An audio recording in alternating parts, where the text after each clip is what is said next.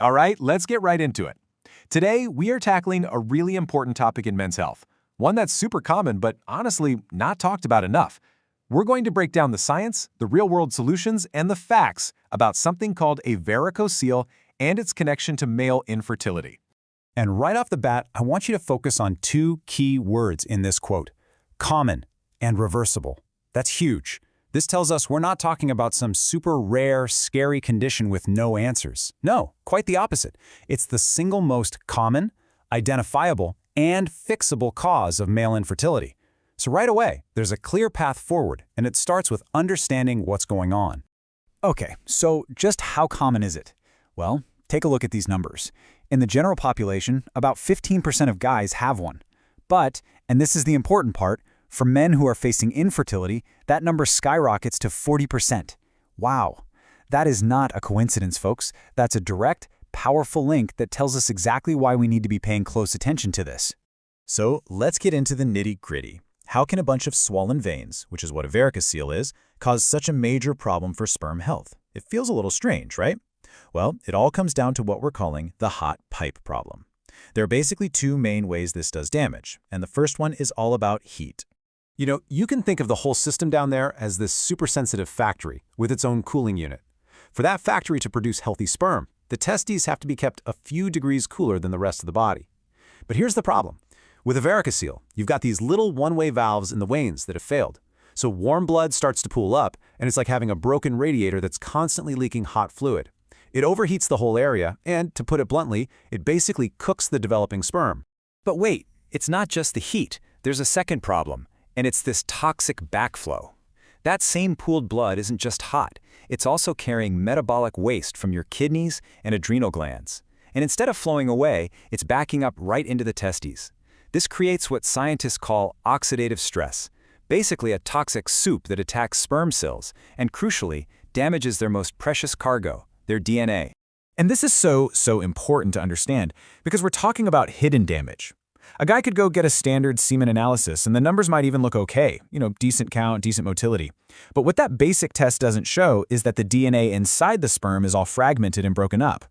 This is one of the biggest reasons for what couples hear as unexplained infertility, and it can also be behind heartbreaking recurrent miscarriages. Now, when you see a doctor, they have a really clear way of grading how severe this is. It's not just some random guess. A grade 1 is small. They can only find it if they ask you to do a special maneuver like bearing down. A grade 2 is moderate. The doctor can feel it, but you can't see it. And then there's grade 3, which is the large one. It's often visible and has that classic description of feeling like a bag of worms. This grading system is super helpful because it helps figure out what to do next. Okay, so we've spent some time understanding the problem. Now let's pivot to what really matters, the action plan. Because let's be real, knowing what's wrong is only half the battle. Having a clear, step-by-step plan is what gives you power. And thankfully, the best medical approach here can be boiled down to a really solid 5-pillar plan. And here they are. This is the framework that puts you back in the driver's seat. It all starts with getting the right tests, then adds in some practical things like a cooling protocol and nutrition, and then, if it's needed, it leads up to the gold standard for repair. So let's dive into a few of these key pillars. First up, Pillar 1, accurate testing. And honestly, this is non-negotiable. You can't rely on just one semen analysis. Why? Because sperm counts can fluctuate a lot. One test is just a single snapshot in time. The rule of thumb, the absolute standard, is to get 2 tests done, about 3 weeks apart. That's how you establish a real, reliable baseline. Every single decision you make after that depends on getting this first step right. All right, Pillar 2 is all about things you can do right now to fight that heat problem we talked about. And these are simple, but they can be surprisingly powerful. We're talking about switching to loose, 100% cotton boxers, making sure that laptop is on a desk, never on your lap. And if you sit all day for work, get up and walk around for 5 minutes every hour. All of these things help bring that temperature down and create a much healthier environment. Now let's jump to Pillar 5. If it gets to the point where a procedure is needed, the absolute gold standard today is microsurgical repair, and the numbers speak for themselves. With this method, the chance of the varicocele coming back is less than 1%. Compare that to older methods, and the success rate, we're talking a 60 to 80% improvement in sperm health. The reason it works so well is that the surgeon uses a powerful microscope, allowing for incredible precision. It's just a whole different ballgame. Okay, this next part is really important. With any medical issue, especially one related to fertility, there are so many myths and fears floating around. So we're going to take a few minutes to tackle some of the biggest ones head-on, especially some of the common concerns you hear in the Indian context. First up is this huge myth, the idea that if a woman is having regular periods, then any fertility issue must be her problem. This is probably one of the most damaging misconceptions out there, because it puts all the focus, all the pressure, and all the testing on the female partner, often for years, causing so much unnecessary stress. But here's the reality, plain and simple. The male factor is involved in 50% of cases. That's half, 50-50. A simple 10-minute exam for the man can be the single most important first step. It can literally save years of frustration and heartache. It's a journey for the couple, together. All right, next myth. You see this one a lot. The idea that certain oils or alternative remedies, like from homeopathy or Ayurveda, can somehow dissolve the veins. And what happens is people can spend a lot of time and a lot of money on things that, for this specific problem, just don't have a scientific basis. And the reality is, a varicocele is a mechanical problem. I love this analogy. It's like a broken door hinge. The little valve inside the vein has physically failed. You wouldn't try to fix a broken hinge by rubbing oil on it, right? It needs to be mechanically fixed. It's the exact same logic here.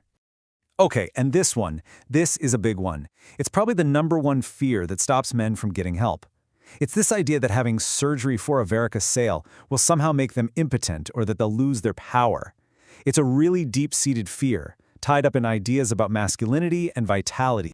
But the reality here is actually incredible, because the science shows the complete opposite. By fixing the varicocele, you restore proper blood flow and you get rid of that extra heat.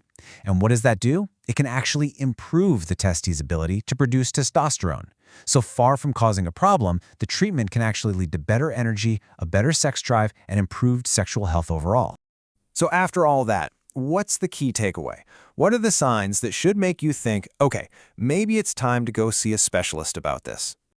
Well, here's your checklist. If you feel that bag of worms thing, especially on the left side, if you notice your left testicle feels smaller or maybe softer than the right, if you get a dull, dragging ache after you've been standing for a while, or, and this is a big one, if you and your partner have been trying to have a baby for more than a year without success, any of those are a clear signal that it's time to get it checked out.